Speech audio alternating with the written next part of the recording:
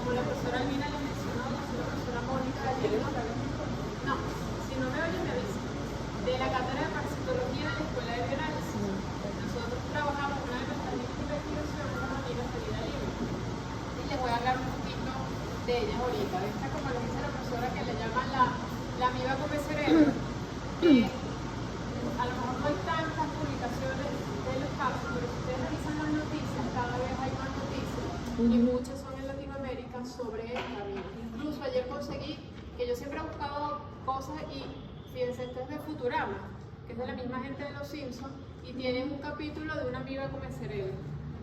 O sea que existe, está ahí, como la profesora le dice, no es algo que, gracias a Dios, les va a tocar todos los días. A lo mejor a ninguno les toca, a algunos sí le toca, pero uno tiene que tenerlo en la base de datos, saber qué es, cómo resolverlo, ¿okay? Porque además es una situación que, dependiendo de los días, se puede resolver favorablemente o no.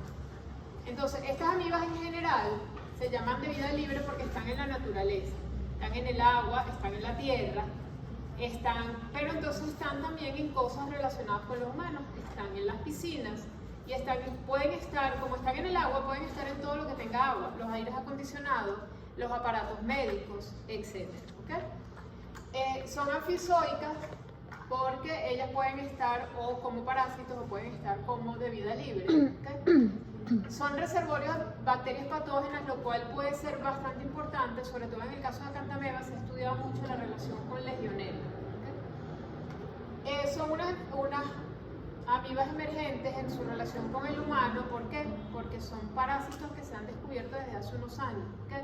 A lo mejor más adelante les voy a presentar la fecha, ustedes dicen, no, pero fue hace ya varios años. Pero ¿desde cuándo se descubrió una yardiasis, por ejemplo, la malaria? ¿Desde cuándo se sabe que hay esquistosoma? Desde los egipcios se sabe que los egipcios tenían eso y se descubrieron desde hace muchos años. Estas no. ¿Por qué no? Porque, bueno, probablemente su relación con el hombre es bastante reciente y además al principio no se diagnosticaba. Al ser su relación bastante reciente, pues probablemente por eso tienen una alta virulencia y una baja adaptabilidad. Son productoras de enfermedades que ya vamos a ver, las cuales tienen una alta mortalidad, y uno de los principales problemas es que no tienen todavía un tratamiento adecuado, que es una de las cosas en las que se está trabajando últimamente. Entonces son causales de enfermedades como la encefalitis granulomatosa amibiana, úlcera corneal, todo eso lo vamos a ver ya más adelante, y la meningoencefalitis amibiana primaria, que es la que produce la amiba come cerebro, que como les digo sale en las noticias, y es portadora de algunas bacterias patógenas. Estas bacterias pueden ser Mycobacterium, puede ser Legionella, puede ser Escherichia, Pseudomonas, incluso puede ser unos virus, ¿okay? Y se ha visto que está relacionado. ¿Y cuál es el problema con esto? Que estas amibas, a lo mejor esa especie que tiene esas bacterias adentro no es patógena, pero al estar en el agua, al estar nosotros en contacto con ella, y algo sí tienen estas amibas que son muy resistentes. Sus quistes pueden resistir años, pueden resistir temperatura. Entonces es una manera, ya les voy a mostrar una imagen para representarlo, de cómo estas bacterias se pueden proteger en estas amibas. Se multiplican en su interior y inhiben la fusión del lisosoma. Entonces al no formarse la unión entre la vacuola y el lisosoma, esas enzimas que son las encargadas de destruir esa bacteria no van a funcionar. Ellas van a estar ahí felices en el citoplasma. Eso puede intervenir en la patogenicidad de las amibas y se ha considerado como un mecanismo central de las bacterias para sobrevivir. Las amibas existen hace muchos años, lo que no existe es su relación con el humano. Entonces esa relación con las bacterias pues, puede venir de mucho más atrás. Fíjense aquí este esquemita. Esto es una Acanthameba y lo rojo es una Legionella. ¿Okay? Las legionelas donde se encuentran en el agua y las amibas también. Si esta amiba ingiere estas legionelas, ellas se van a multiplicar en su interior. Entonces el humano va a darle un tratamiento a esa agua para eliminar todas las bacterias y todo lo que tenga. Le pone calor o le pone otra cosa. Las bacterias que están en el agua mueren. Pero las bacterias que están en el interior de la amiba, si la amiba se enquistó, son capaces de sobrevivir porque la amiba sobrevive. Entonces, después que pasa esto, ellas pueden salir de esa amiba y el agua puede seguir contaminada. Entonces, es un factor importante en la transmisión. Incluso, cuando empezaron a hacerse todos los trabajos de COVID, habían algunos que creían que, bueno, que había que tener cuidado porque ellas también pueden ingerir virus, y entonces pudieran estar en los aires acondicionados en diferentes estructuras y pudieran favorecer la transmisión del mismo. Tenemos dos grupos donde está el género Cantamea y Balamute y el género Sapinia y Naegleria, que ya vamos a hablar. No se ve muy bien, pero bueno, esto simplemente para que vean, se han hecho ya muchos estudios genéticos, ya se habla no solo de especies, sino que se habla de genotipos. En Acantameva se habla hasta del el T20, que es el genotipo 20, pero el T4 es el que se ha conseguido generalmente relacionado a enfermedades de humanos. Y en estudios realizados en Venezuela, que realizó la licenciada Carolina Wagner, ella fue a hacer su doctorado en la Universidad de La Laguna en Canarias, y ella se llevó muestras de diferentes partes, no solo las muestras que tenemos nosotros en el laboratorio, sino tierra y aguas de diferentes partes, y consiguió que todos tenían Acantameva y era T4, que es la que está más relacionada con enfermedades del humano. Entonces, ya entrando en materia, fíjense, vamos a ver que estas son las enfermedades que producen y hay diferentes géneros, siendo la Naegleria fowleri la más importante porque es la que produce la meningoencefalitis amibiana primaria, que es mortal. Sin embargo, las otras producen enfermedades que también pueden ser bastante dañinas para el humano. Por ejemplo, las úlceras corneales, cuando son por Acantameva, son bastante difíciles de tratar y pueden llevar a la pérdida del ojo de esa persona. Fíjense aquí lo que les decía de los años, son relativamente recientes. Esto no es para que, no es para que uno se apriete los años, sino para que vea la relación con los parásitos que son descubiertos desde hace muchos años. Incluso la Sapinia diploidea es un solo caso. ¿Y por qué uno lo trae? Porque es un solo caso, pero así como hay esas, se pueden ir descubriendo otras nuevas. ¿Okay?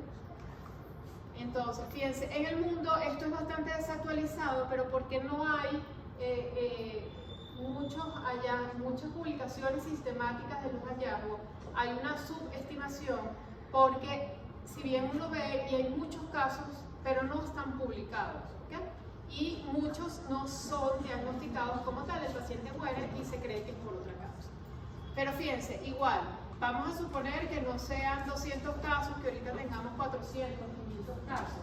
Igual sigue siendo pocos casos si lo comparamos con malaria. ¿Ustedes ya vieron malaria? No, pero ya van a ver los números y son miles y millones de personas enfermas y de personas que mueren, ¿okay? Comparado con estos números. El problema de estos números es que son personas que fallecen. El 97-98% de las personas fallecen sin nada que hacer. ¿Okay? Entonces, de ahí la importancia de estudiar estos casos. Y que en Venezuela se han presentado casos, en Latinoamérica se han presentado casos. ¿Okay? Entonces, fíjense, se han presentado casos en países como Australia. O sea, no hay como una institución, no es que decir, es que en estos países, es en la zona tropical, no tiene como mucha relación. Se han presentado casos en Australia, Brasil, Estados Unidos, India, Zambia, en Latinoamérica, en Brasil, Venezuela, Perú, Chile y Colombia. Sin embargo, ya se han presentado casos en Argentina, en Costa Rica se han presentado como 3 casos. ¿Okay? Entonces cada vez están aumentando más los casos. En Pakistán se presentan también bastantes casos, Nueva Zelanda, que no está ahí. ¿Okay? Siendo Estados Unidos uno de los países donde más se presentan casos, probablemente porque es donde más los buscan. ¿Okay? Además que es un país muy grande, ya vamos a hablar un poquito de eso. Lo mismo pues con los casos. Fíjense que en el caso de queratitis es bastante alto la casuística de Acantameva, ¿okay? Y muchas veces se confunde con otras cosas. Esto que está aquí, bueno, fíjense, todo esto que está azul son países en los que se ha observado. En España se ha observado, esto es un caso que ocurrió en España. Pero donde más se ha reportado han sido en Estados Unidos. Se los traigo simplemente como para hablar un poco de la epidemiología y probablemente porque aquí es donde más se ha reportado. ¿Okay? Aquí el CDC, si ustedes se meten en la página del CDC, tiene todo un tratado sobre las amibas, qué hacer, qué no hacer. ¿Okay? Fíjense que los estados en rojo son los estados que más tienen casos. ¿Cuáles son esos estados? Florida y Texas, que son los estados más calientes. ¿Por qué? Porque vamos a ver que a estas amibas les gusta el calor. Y les gusta el agua y les gusta el calor, entonces es de los estados donde hay más piscinas, donde hay más charquitos, donde la gente se baña en fuentes, etc. Tanto así que los últimos casos que hubo incluso en pandemia llegó a haber casos de amiba come cerebro en la Florida, en Texas. En Texas es un caso bastante mediático porque fue un niñito que se bañó en las aguas estas que salen del piso, que son unos chorritos así que salen del piso, y el niñito se murió. Investigaron las aguas el CDC investigó las aguas de ahí y se dieron cuenta que estaban infectadas las aguas de donde provenían esas aguas, y entonces hicieron todo un movimiento en ese distrito en Houston y salían las noticias, los militares repartiendo agua y diciéndole a la gente que no usara las aguas del chorro, etc. Obviamente para cocinar ya vamos a ver que las podemos usar, pero no para bañarse, no para lavarse la cara, etc. Entonces, pues eso fue bastante sonado. Como les digo, hay varios casos en Estados Unidos. Sin embargo, hay algunos casos que se han presentado al norte, por ejemplo en Minnesota, que ahí hace frío generalmente, pero los casos más al norte se han presentado en embalses, no en piscinas, sino en embalses naturales, que ahí incluso el control es un poco más difícil de realizar. ¿Okay? La tasa de mortalidad es superior al 97%. Hasta hace poco la tasa de mortalidad era muy baja. Hay que revisar algunas de las publicaciones más viejas que dicen que el paciente se curó. Son pacientes los cuales no tenían un diagnóstico ni por PCR ni morfológico. Entonces ahí tú podrías decir, bueno, a lo mejor no fue que el paciente se curó de una Naegleria, sino que era otra cosa y no era una Naegleria. Y cuando tú lo bombardeas con estos medicamentos que ya vamos a ver, pues se va a curar de cualquier bicho que tenga ahí. ¿Okay? Pero ahorita, con el uso del mitelfosine, que vamos a ver más adelante, que es un medicamento que se utilizaba para leishmaniasis y otras cosas, aparentemente ha dado resultados. El problema es que tiene que ser un tratamiento muy rápido, porque ahora vamos a ver que la enfermedad es muy rápida y pues puede haber personas que queden después con alteraciones neurológicas. No hay mucho seguimiento publicado en la literatura de estos pacientes. Hay uno que dice que el paciente que estaba normal, pero ayer leí uno que decía que el paciente tenía 1 año y neurológicamente no se había recuperado, porque ya vamos a ver que el cerebro se destruye, entonces es bastante difícil recuperarse. Pero entonces, como les digo, pues esta tasa es prácticamente posible que sea una muerte segura la de estos pacientes. Hay un niñito en Florida hace poco que se salvó. No han reportado cómo sigue el niño, si de verdad es un niño con sus condiciones neurológicas normales. El niño estaba viajando con sus papás en Florida en los parques y se enferma.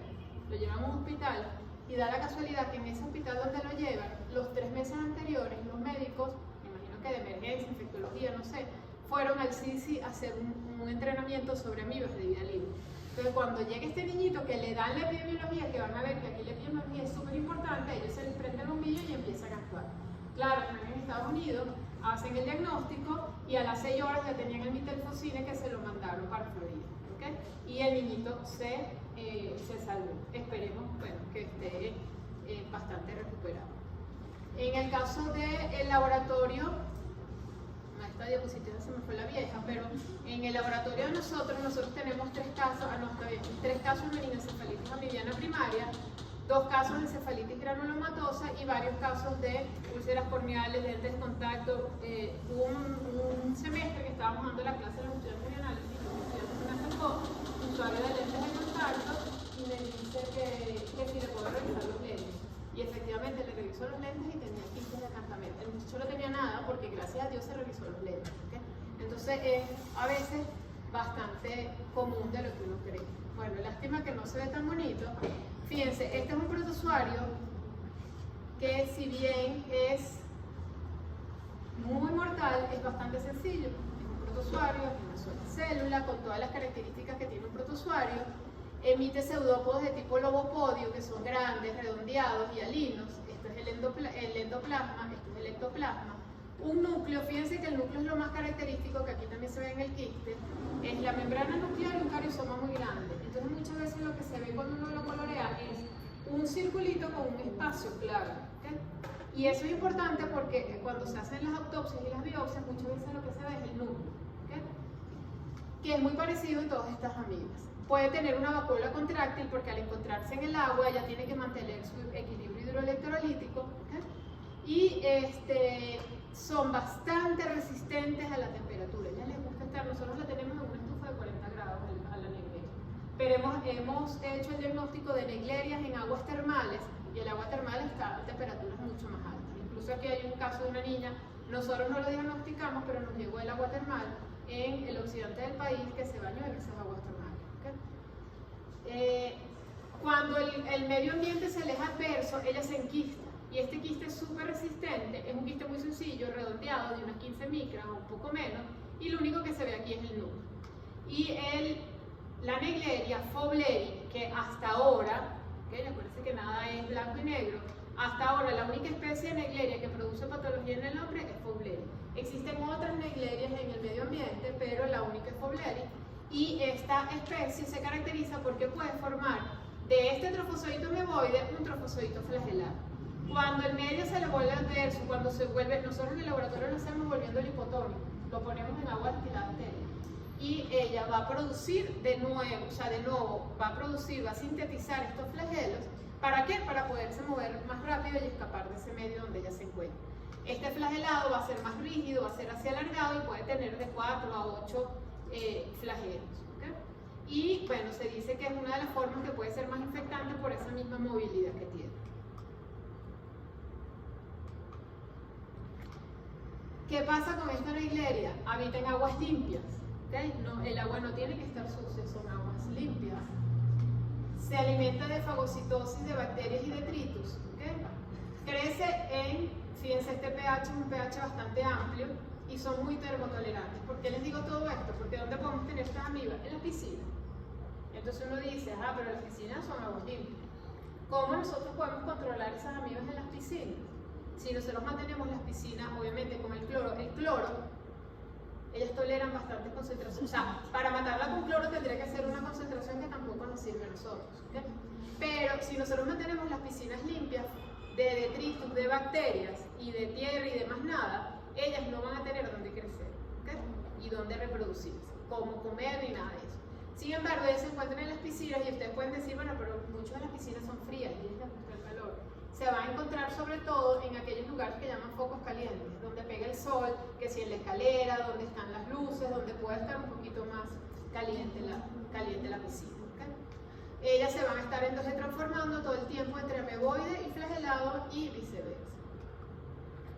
El ciclo evolutivo ellos lo llevan a cabo en el medio ambiente, en el agua, como ya les dije. Entonces, el trofozoito ameboide es el que se divide, se puede transformar en trofozoito flagelado, se puede transformar en quiste. ¿Cómo llega el humano? Esto es bien importante porque es algo diferente a todos los demás parásitos que ustedes van a ver. Llega al cerebro por el epitelio neuroolfatorio. De aquí, es decir, por la neurona. De aquí a que sea tan rápido, porque va directamente por nervio hasta cerebro. De aquí a que sea tan rápido la patología. ¿Okay? Entonces, ¿cuál es la forma infectante? Antes se creía que era solo el flagelado, porque es el que se mueve más rápido. Pero se ha visto que cualquiera de estas formas que lleguen a la nariz, si son capaces de transformarse al trofozoito invasor, que es el trofozoito ameboide, puede ser una forma infectada. Hay un caso por ahí en la literatura de hace muchos años de un niñito en el desierto del Sahara. Obviamente ahí no tenía piscina, ni tenía tanque, ni tenía. Lo que tuvo fue una tormenta de arena y después de la tormenta de arena le dio la meningoencefalitis familiar. O sea que ahí en ese desierto estaban los quistes y fueron capaces de transformarse. Porque si nosotros hiciéramos un estudio de población sana, a lo mejor hay población que tiene la nariz acartameda y Naegleria. Nosotros no, yo no estaba todavía en el laboratorio. En el laboratorio hicieron hace muchos años uno de estudiantes de aquí y no consiguieron Naegleria, pero consiguieron acartameda en mucosa olfatoria. Si ella no es capaz de penetrar, pues ahí no va a causar el daño. Pero entonces eso es lo más importante, que pasa por el neurofidelio olfatorio. Estas amibitas caminaban, pero bueno. Ok, entonces fíjense, ellas pueden pasar entre las células sustentaculares o pueden pasar fagocitadas por esas mismas células, atraviesan membrana basal, lámina propia, hasta que lleguen al bulbo olfatorio. Como les digo, es un camino bastante rápido y por eso es que producen su patología. Aquí vemos cómo, pues una imagen igual van pasando y esta parte es muy importante. La patología que produce se da generalmente en niños jóvenes y adultos en buen estado de salud. ¿Por qué? No se sabe. Están en buen estado de salud porque no tienen otra cosa que resalte. ¿Okay? Una de las razones que se cree es porque no es simplemente porque uno se lave la cara con agua. El agua tiene que entrar a la nariz y generalmente tiene que entrar a presión. Entonces, ¿quiénes son los que están en una piscina saltando, se meten, salen? Los más jóvenes. ¿Okay? Esa pudiera ser una de las razones. El antecedente con contacto de agua estancada es lo más importante. Muchas veces el paciente no sabe lo que tiene, lo tratan y no mejoran. Y cuando hablan con los familiares, entonces no, él estuvo la semana pasada en una piscina, en un estanque, o se lavó la cara, y ahí es donde empieza uno a pensar que pudiera ser esta amiga. Hay muchos casos en Pakistán y en esos países porque ellos, no solo por higiene, sino por razones religiosas, ellos se lavan la nariz con agua corriente. Entonces, si esa agua está contaminada, es una manera como tú la estás metiendo rápidamente hasta la mucosa olfatoria. El periodo de incubación es de 3 a 7 días y generalmente el periodo clínico, o sea, la enfermedad también es unos 5 o 7 días y el paciente fallece. Los 3 pacientes que nosotros tenemos, de los 3 pacientes que nosotros tenemos la amiba en el laboratorio, el primero se lavó la nariz con una manguera. ¿Qué pasó? La manguera está en el patio, está agarrando sol.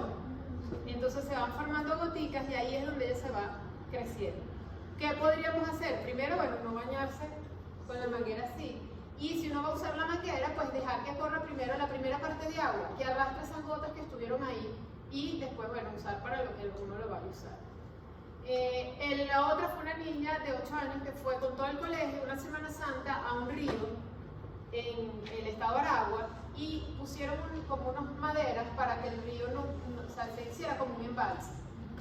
Todo el mundo fue esa Semana Santa para allá y solo esta niña se enfermó. ¿Por qué? Esa es una de las cosas que no se sabe. ¿Okay? Y la última fue un bebé de 5 meses. Nosotros no hicimos el diagnóstico del bebé, pero a nosotros nos llega la mamá que es pediatra. El bebé se murió y ella guardó el líquido cefalorraquídeo. Nos los lleva, nosotros le hacemos PCR y da positivo para Naegleria. Ella se mueve con epidemiología en Maracay para ver si pueden analizar el agua. Ella me imagino que tenía la cosa, había metido al bebé en una piscina en un hotel. Entonces ella hace que investigue en las piscinas del hotel, el pozo de su agua y el botellón de su casa. Al final la Naegleria fue en el pozo del agua de su casa. ¿Okay? En el botellón salieron otras cosas, pero bueno, eso no es tema de hoy, ¿ok? Y en las piscinas del hotel, las piscinas, normalmente cuando uno cultiva esas piscinas salen algas, salen otras cosas, ahí no sale nada. Probablemente ya se habían enterado de la situación, hicieron una limpieza de la piscina y no pudimos tener nada.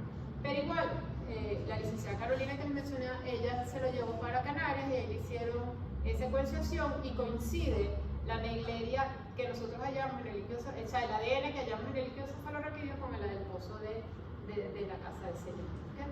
¿Qué pasó ahí? Bueno, no sabemos, pero de alguna manera también hablando con pediatras, esos niños tienen a veces la barrera hematoencefálica un poco, o sea, es como más fácil que pasen esas amibas para allá. Ajá, ¿cuáles son los síntomas? Ustedes me van a decir a qué se parece esto. Cefalia, dolor de cabeza, fiebre, rigidez de nuca, anorexia, náuseas, vómito. ¿Ustedes leen eso y les dicen que es una epidemia libre? No, puede ser cualquier cosa. Puede ser una meningitis, ¿okay? Y si no es muy grave, pues puede ser otra cosa que ni siquiera es meningitis. Parece una meningitis y cuando vamos a ver el líquido que se los va a mostrar ahora, parece más una meningitis bacteriana. Entonces, ¿qué pasa? Y es lo más lógico, es lo más común. El paciente lo trata por una meningitis bacteriana y no responde al tratamiento. Se forman lesiones de forma centrípeta, se destruye la materia gris y blanca. Por donde ella va pasando, ella va destruyendo. En el laboratorio también se hicieron en algún momento unos estudios con ratones, se les metía con una cánula las amibas por la nariz y los ratoncitos se morían y cuando uno sacaba el cerebro era como una compota, o sea, estaba totalmente destruido el cerebro. Por eso les digo que si el tratamiento no es muy rápido, esos pacientes pues, si sobreviven, no van a quedar en buenas condiciones. En este caso, en las autopsias, en este caso en autopsia, no biopsia, solo se van a ver los trofozoitos, no se ven los quistes, ¿ok? Se van a ver todas estas estructuras que están aquí, que como les digo, la observación del núcleo es bien importante. En el caso de acantameba ya no va a producir la meningoencefalitis mediana primaria, sino que va a producir una patología granulomatosa, es decir, una patología que puede ser más lenta, que ya vamos a ver a qué se parece. Fíjense que la amiba es diferente, es también una amiba que produce un pseudópodo, pero produce muchos pelitos, que son los logopodios o acantopodios, los acantopodios o filopodios, que la hace así como pelucadita. Uno cuando la ve en el laboratorio incluso no pareciera moverse mucho, porque como emite el pseudópodo de un lado para otro, pues no le da mucho movimiento. Pero tiene igual el núcleo y tiene igual la vacuola contráctil. Fíjense que aquí las coloraciones no son muy bonitas, eso es algo que ellas tienen, que no nos ayuda en el laboratorio, que ellas no se colorean muy bien. ¿Okay? Fíjense que los quistes sí son diferentes, son unos quistes que generalmente tienen un endoquiste, que es la parte de adentro, y un ectoquiste, que es la parte de afuera. Miden entre unas 11 y 18 micras, dependiendo de eso, clasificadas en las diferentes especies. Y fíjense que pueden ser como arrugosos, y eso nos puede servir, esto es una microscopía electrónica de barrido, y nos puede servir al momento de hacer el diagnóstico. El ciclo evolutivo, ellas igual se mantienen en agua, en este caso ya vamos a ver que son aguas no tan limpias. Ella no tiene trofozoito flagelar, solo trofozoito ovoide y quiste. ¿Y cómo llegan al cerebro? Ellas llegan al cerebro a través de la sangre. De ahí que es una patología más lenta, a veces no se sabe ni el periodo de incubación. ¿Por qué? Porque ellas tienen que tener un punto, o sea, ellas pueden estar en la nariz, en el ojo, en el oído, en una lesión en la piel, y se quedan ahí. Para ella poder llegar al cerebro por sangre, el paciente tiene que estar inmunocomprometido, es decir, Acanthamaeba en este caso sí es oportunista. O sea, no ha desarrollado todavía la capacidad, en lo que entra ahí empieza complemento sistema inmunológico y se destruye. Entonces, solo personas que están inmunosuprimidas es capaz de llegar al cerebro por sangre y no sabemos en cuánto tiempo. Inmunosuprimidas dícese SIDA, pero puede ser cualquier enfermedad, alcoholismo, quimioterapia. Nosotros tuvimos uno que el paciente tenía un cáncer y tenía una lesión en el cerebro y no los mandan porque creían que era una amibiasis secundaria. Nosotros lo sembramos en los medios para entamedia lítica y lo sembramos en los medios para medidas de idea libre y resultó que era una Acanthamaeba. El paciente se murió, pero no se murió de la Acanthamaeba, sino que se murió del cáncer, porque como estas son lesiones por ocupación de espacio, sí es más fácil extraer la muestra y poder hacer el diagnóstico. Pero generalmente pacientes que tienen esteroides, ya los esteroides les gustan mucho y aumentan su replicación. Entonces, tiene que haber un punto de entrada que a veces no se conoce cuál es el punto de entrada y llega por sangre a cerebro, a diferencia de Naegleria. Están en aguas, se han encontrado en heces tanto de humanos como de animales, sin embargo no se ha relacionado con ninguna patología. Habría que ver, eso no lo sabemos, si esa persona la tiene en el intestino y se inmunosuprime, si ella sería capaz de pasar por ahí, no lo sabemos. Se alimenta igual de fagocitosis, está en aguas un poco más sucias, el pH es igual bastante amplio, tolera mayores concentraciones de cloro, anoxia, cloruro de sodio. Nosotros una vez estábamos haciendo una muestra de ese y veíamos Acanthamaeba. Uno lo puede ver en un paciente cada quién sabe cuánto, y en varios nos dimos cuenta que la solución salina estaba contaminada, o sea que no, ella es capaz de vivir en eso. Y bueno, hacen endosimbiosis como ya vimos y son termotolerantes. Aunque a ella no le gustan las temperaturas tan altas como Naegleria, generalmente nosotros la tenemos en el laboratorio a 37 grados. Es más, en los pacientes que le hemos aislado Acanthamaeba de úlcera corneal, se hace un estudio de temperatura para ver hasta cuánto es capaz de crecer. Y eso nos puede indicar un poco la capacidad patogénica que tiene esa misma. En el caso de la balamutia, que también produce encefalitis granulomatosa, pero esta puede ser en pacientes inmunocomprometidos o pacientes sanos, se ha visto en ambas. Aquí hubo un caso hace, no sé, 20 años, de 3 niñitos que se bañaron en balsa de Camacagua, ya los tres estaban inmunocompetentes, les dio una encefalitis granulomatosa, esos niños fueron llevados a Estados Unidos tratados y pues los niños se salvaron en ese momento. La ruta de invasión es igual a hematógeno a través de un foco primario y el periodo de incubación puede ser de varias semanas o meses. Los síntomas para ambas, tanto por Acanthamaeba como por balamutia, pueden ser dolor de cabeza, alteraciones mentales, convulsiones, fiebre, irritabilidad, son también bastante parecidos. Aquí parece más bien como que fuera una meningitis tuberculosa o micótica, le hacen una imagen al cerebro y hay una lesión por ocupación de espacio. Entonces, se parece a muchas cosas, pero no se parece a lo que produce Naegleria. Aquí vemos cómo se ven los trofozoitos, que los núcleos es lo más importante. En el caso de la encefalitis por balamutia, bueno, los síntomas son los mismos, se encuentran trofozoitos y quistes en ambos casos. Aquí les traigo estas imágenes porque uno de los casos que produce la balamutia, que no producen las otras dos, es estas lesiones cutáneas, sobre todo a nivel de nariz. Son muy comunes en Perú, no se sabe por qué. Una de las cosas que dicen, bueno, uno, que la estudian bastante, dos, que sobre todo en una región de Perú donde aparentemente los rayos ultravioletas inciden de una manera como más fuerte, y en ese lugar han encontrado, como en la tierra que está dispersa en el ambiente, han encontrado quistes de balamutia. Porque balamutia se puede encontrar, algunas veces la relacionado, por ejemplo, con la tierra de las macetas de las casas de los niños que son enfermados. Pero no se sabe exactamente bien por qué. Aquí hubo un caso hace, no sé, 25 años de un dermatólogo que trabajaba aquí en Tropical y le hicieron unas láminas, nos los mandaron, al total que ni nosotros ni ellos con la las herramientas que teníamos en ese momento pudimos hacer el diagnóstico. Cuando llegó el diagnóstico del CDC ya el niñito había fallecido, porque a partir de esto le dio una encefalitis por esa balamutia. ¿Okay? El problema de la balamutia es que no se puede cultivar en los medios que nosotros tenemos, ¿okay? Porque si en ese momento hubiéramos podido hacer el cultivo, ya solo crece el cultivo celular. En el caso de balamutia, como les dije, se pueden producir estas lesiones. Se ha visto también algunas lesiones así por acantameba, pero en pacientes con HIV o con enfermedades bastante debilitadas. Algo que llama la atención de la balamutia es que son trofosoditos más grandes y quistes más grandes y que tienen un ectoquiste, mesoquiste y endoquiste. Como les digo, aquí no le tenemos imágenes porque nosotros no la tenemos cultivada en el laboratorio. Este caso que está aquí es el de la sapinia. Fíjense, no es para que se lo estudien ni lo vamos a leer todo, pero fíjense, lo importante es, llega el caso, no saben qué es lo que tiene el paciente, entonces hay que empezar a recolectar datos. Es un paciente inmunocompetente que cuida animales de granja, que unas semanas antes había tenido una infección de senos paranasales, o sea que a lo mejor por ahí fue que inició y que subió la amiba hasta el cerebro. No sabemos si esa amiba estaría relacionada con el cuidado de los animales, ¿ok? Pero le ven en el cerebro una masa de 2 centímetros. Extraen la masa y consiguen unos trofosoditos que no se parecen a Neisseria ni a acantameba y empiezan a buscar y consiguen que son de Sapinia pedata. Después le cambian el nombre por biología molecular. Le dan tratamiento. Fíjense el tratamiento, ya vamos a hablar un poquito más adelante del tratamiento. Son tratamientos bastante agresivos y a veces por 31 semanas, muy largos. El paciente se curó, pero son bastante difíciles. O sea, no hay un medicamento que uno diga, esto es para estas amigas, no. Por ahora. ¿Okay? ¿Cómo producen ellas el daño? Fíjense, hay alguna literatura sobre el daño, sobre la parte inmunológica, pero al haber tan pocos casos, ¿qué hace que se sepa tanto de la malaria? Pues que hay tantos casos que hay mucho que estudiar.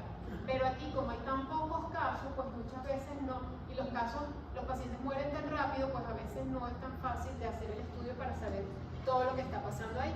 Pero sí se sabe que ella se adhiere, así como en también histolítica se une a residuos de la lactosa, ella se une a residuos de manosa, y esa adhesión que hacen estos protozoarios con esa molécula desencadena toda una serie de cosas en su interior que van a hacer que expresen todos sus marcadores de patogenicidad. Fíjense, se han descrito estas y otras enzimas que son capaces de producir estas aminas. Por ejemplo, la Naegleria produce fosfolipasa, produce esfingomielinasa. ¿Qué pasa si ella va pasando por tejido nervioso y va produciendo una esfingomielinasa? Va destruyendo todo el tejido por donde va. ¿Okay?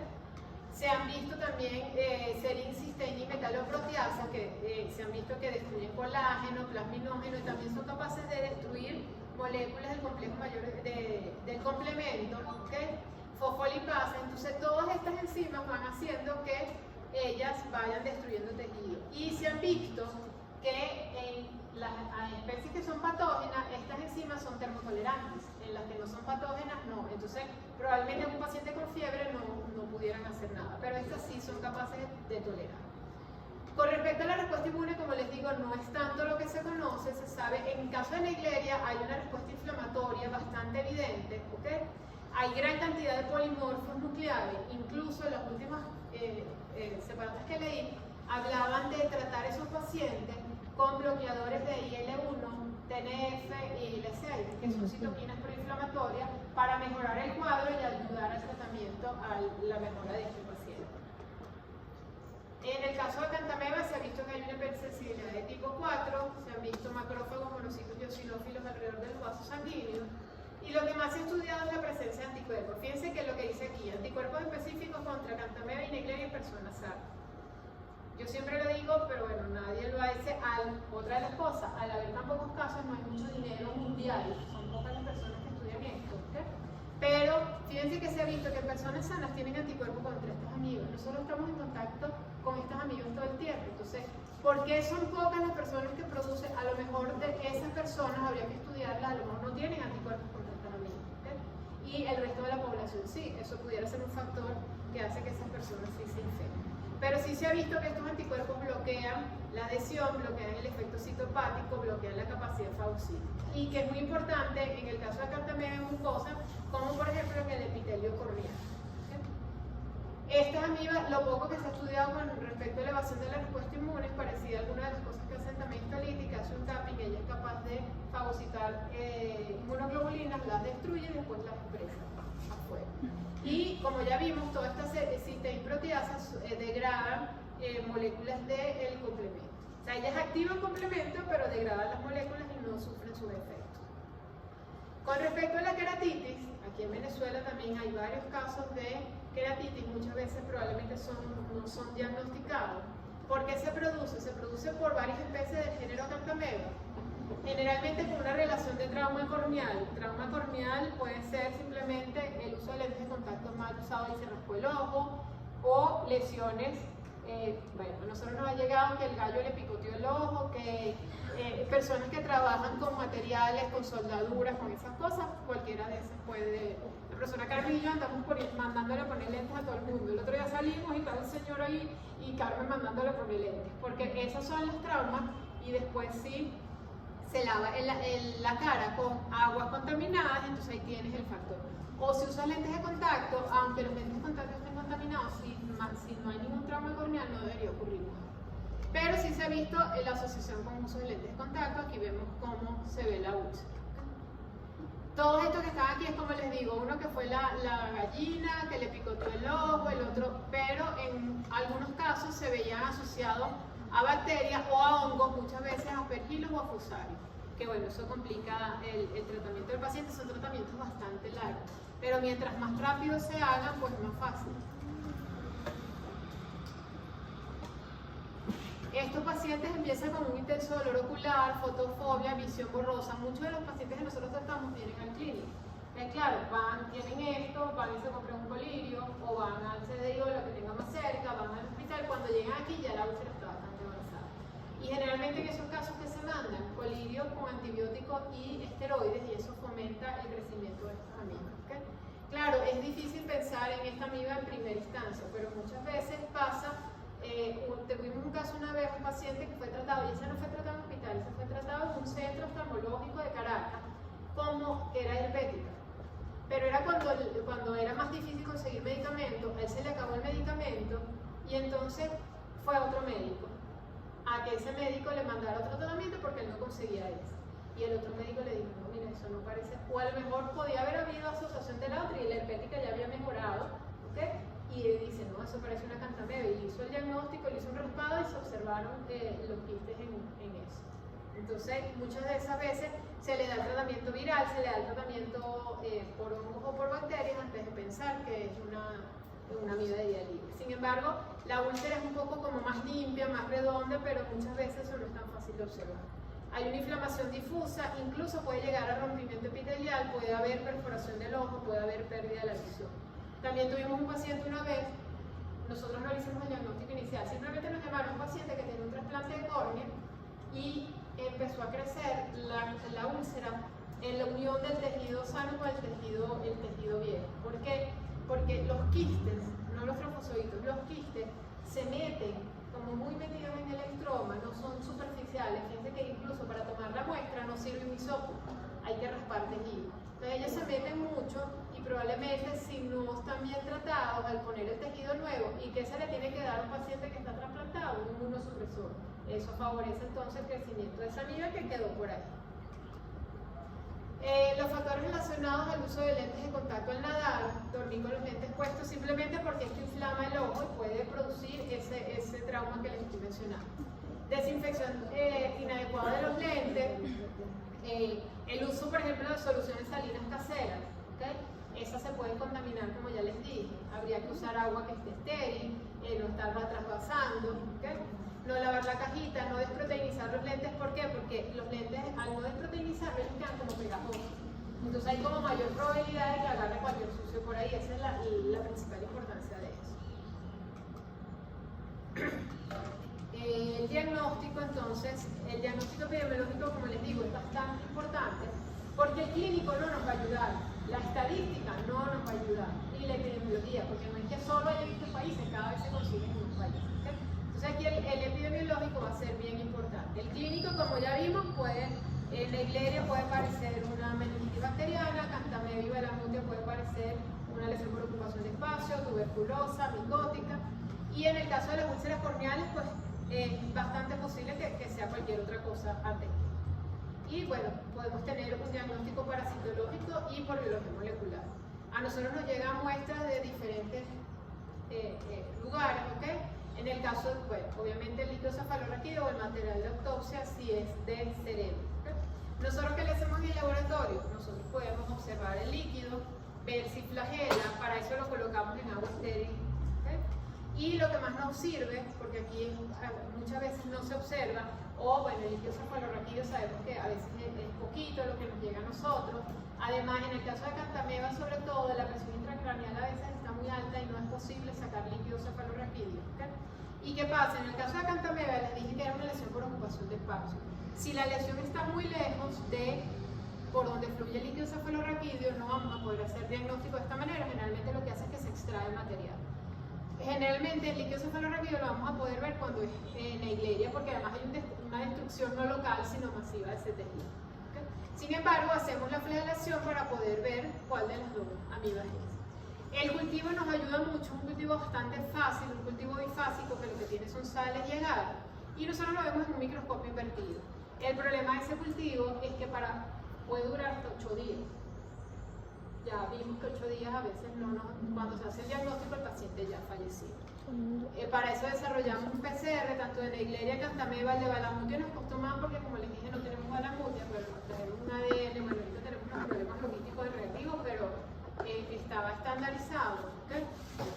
Porque es una de las maneras donde en el mundo, incluso ahorita hay unos PCR múltiples, donde diagnostican las tres, Balamutia, Cantameva y Naegleria en el mismo PCR.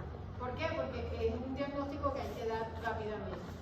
En otras enfermedades hay diagnósticos inmunológicos que pueden ayudar, pero en este caso, como les digo, ¿cómo probamos un diagnóstico inmunológico? Probando con casos, probando con pacientes, pero no tenemos, entonces, pues probablemente el PCR sería lo más rápido. Aquí esto se los traigo simplemente, fíjense, este es el líquido cefalorraquídeo, la meningitis por Naegleria y por Acanthameva.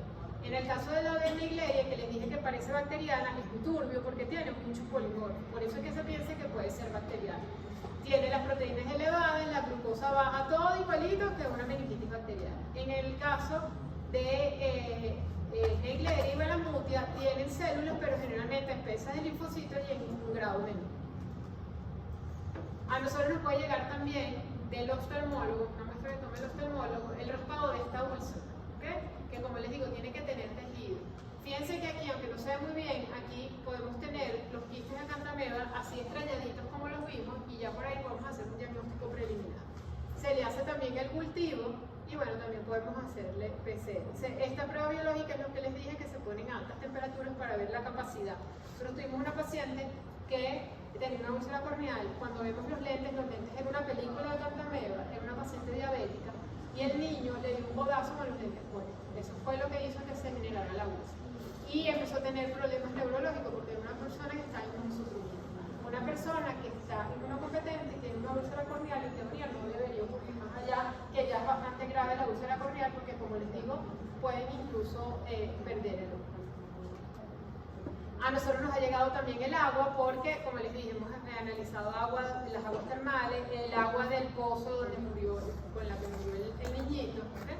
Y bueno, hacemos más o menos, hay que hacer un filtrado, pero hacemos más o menos el mismo proceso. El diagnóstico inmunológico, lo que se hace o se hacía sobre todo antes en el CDC era una inmunofluorescencia. Pero ahorita más que todo se hace un diagnóstico molecular, como les digo, incluso existen múltiples para hacer diagnóstico de todo. Bueno, estas son las estandarizaciones que se han hecho en el laboratorio. Con respecto al tratamiento, fíjense, el tratamiento es una de las cosas que tienen estas amigas que es muy complicada. ¿Okay?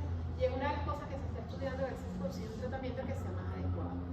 Para la meningoencefalitis amibiana primaria, generalmente se utiliza anfotericina B, que ya sabemos que es bastante tóxico. ¿Okay?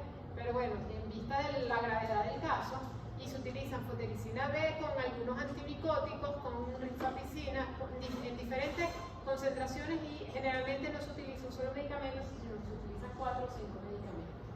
Pero generalmente estos pacientes igual fallecían. Se empezó a probar este mitelfusine, ¿okay? pero junto con estos también, y se vio que había una mejoría, y los pocos pacientes que se han salvado, comprobados, tienen diagnóstico comprobado de Naegleria y que se han salvado, ha sido gracias a la introducción de este mitelfusil. Generalmente se coloca, se puede colocar intravenoso, se puede colocar intratecal para que sea más efectivo. También se ha utilizado, bueno, otras combinaciones, pero el tratamiento no puede ser solo esto, se utiliza también un drenaje ventricular, una terapia hipermolar, hiperventilación, pero una de las cosas que más ayuda, que se ha visto en estos pacientes que han sobrevivido, es hipotermia. A la medida que le van poniendo el tratamiento, le bajan la temperatura del cuerpo del paciente, estabilizan un poco el cerebro y de esta manera han logrado pues, salvar a los pacientes que se han salvado. ¿Okay? Y logran bajar el edema y logran bajar la presión intracraneal. ¿Okay? Esta es una de las cosas más que se ha visto. Algunos médicos también le dan esteroides, le dan dexametasona a estos pacientes. E incluso lo último que se ha visto en tratamiento es estas sustancias que bloquean IL-1 y IL-6, TNF, de tal manera de bajar esa inflamación en el cerebro. Ahí no estás bajando la amiba, pero estás bajando la inflamación. Y lo último que se ha visto, el uso de nanopartículas para llevar el medicamento a menores concentraciones, pero que sea más efectivo en el cerebro, porque sabemos que estos pacientes que tienen tanto tiempo, porque son pacientes que pasan meses a veces en tratamiento con anfotericina B, así se cubren, pues después van a tener otros problemas renales, etc. ¿Okay? Porque son tratamientos bastante invasivos. En el caso del tratamiento de encefalitis granulomatosa liviana, pues se han utilizado también algunos antimicóticos. ¿Okay? No hay un tratamiento tampoco efectivo. Aquí depende del momento en el que se consiga, como les digo, como es una lesión por ocupación de espacio, a veces es un poco mejor tratarla, depende del grado en el que esté, depende de la inmunosupresión que tenga el paciente, porque la inmunosupresión que tiene el paciente pues tampoco favorece a estos tratamientos. En el caso de Balamutia pues también se puede, incluso se ha utilizado hasta albendazol, pero en las lesiones cutáneas que como le digo es bastante frecuente en pelo. En el caso de las queratitis pues se han utilizado muchas cosas, pero una de las cosas que más ha servido es el uso de biguanidas poliméricas. Estas biguanidas poliméricas no son medicamentos como tal, son unas sustancias catiónicas como la clorexidina, que tiene, los que usan lentes de contacto, si revisan, todas esas sustancias tienen clorexidina. Eso lo han utilizado como tratamiento de estas úlceras y ha sido bastante beneficioso. Aquí en el país creo que no se consigue, las personas que lo han usado lo han traído a España o de Brasil. Hay una oftalmóloga con la que nosotros trabajamos en Altamira, que ella tiene incluso en su consultorio, tiene biguanidas para los pacientes. Y esa oftalmóloga ya cada que nos hace un paciente, yo digo, ay, es una úlcera que puede ser bastante grave. Se puede usar incluso de hibridación quirúrgica. Tuvimos un paciente que era un médico, amigo de esta oftalmóloga que le estoy mencionando, por eso me acordé, un médico cirujano plástico, que él tenía queratocono, entonces usaba unos lentes de contacto que son más duros, especiales, y le salió una úlcera corneal. ¿Okay? Bueno, le tratan la úlcera, le empiezan a tratar la úlcera corneal, y una de las cosas que usan es esta dehidratación, le tapan, con el mismo tejido de ellos, le tapan la úlcera corneal, se contamina con pseudodroga. O sea, todas las cosas así, el cero, eso pasa a los médicos, el 0,01, bueno, le pasó. Le ponen vancomicina, el 0,01 paciente hace reacción a la vancomicina y hizo reacción a la vancomicina. Ya después no supimos más del paciente porque el paciente era amigo del oftalmólogo. Porque además, o sea, imagínense, un médico cirujano plástico que tenga esos problemas. Pero son, o sea, hay que tratarlo lo más rápido posible porque de verdad son tratamientos que duran meses y que el paciente durante el primer mes se tiene que poner gotas cada hora. Es bastante fuerte el tratamiento de estos pacientes.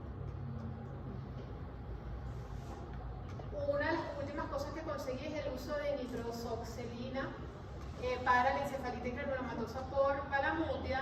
Sin embargo, todavía no está aprobado para su uso comercial en Estados Unidos, pero aparentemente ha tenido buenos resultados. Hay muchos equipos, el equipo de la Universidad de La Laguna está trabajando, uno de los equipos más grandes en la vida de libre, que trabaja buscando algún medicamento que pueda servir. ¿Qué hacer? Porque uno sale de esta clase siempre, yo salí cuando me la dieron a mi prueba también. Ajá, ¿qué haces esa bicha? Bueno, lo primero es saber que es otro usuarios existen, como les dije, como médicos, no pensar porque también van a decir que ustedes están locos y cada vez que viene un paciente ustedes dicen que es una vía libre. Pero tenerlo en el disco duro y saber que eso puede pasar.